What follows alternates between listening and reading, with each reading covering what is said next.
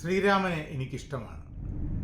വനത്തിൽ വസിച്ച രാവണനോട് യുദ്ധം ചെയ്ത് ഭാര്യയെ വീണ്ടെടുത്ത ശ്രീരാമൻ. ശ്രീകൃഷ്ണനെയും എനിക്കിഷ്ടമാണ്. പ്രണയത്തിൻ്റെ ഏതളവുകോണ് വെച്ച് പരിശോധിച്ചാലും ഉജ്ജ്വലമായ അനുരാഗ ദീപ്തിയുള്ള കൃഷ്ണ കഥാപാത്രം.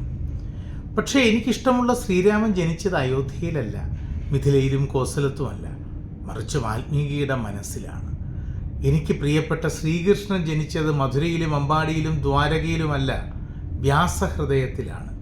എഴുത്തുകാരൻ്റെ ഹൃദയമെന്ന ഗർഭഗൃഹത്തിൽ, ആ കൽപ്പനാഗൃഹത്തിൽ ജനിച്ച കഥാപാത്രങ്ങളെയാണ് എനിക്ക് പ്രിയം. ഇന്ത്യയെ എനിക്കിഷ്ടമാണ്.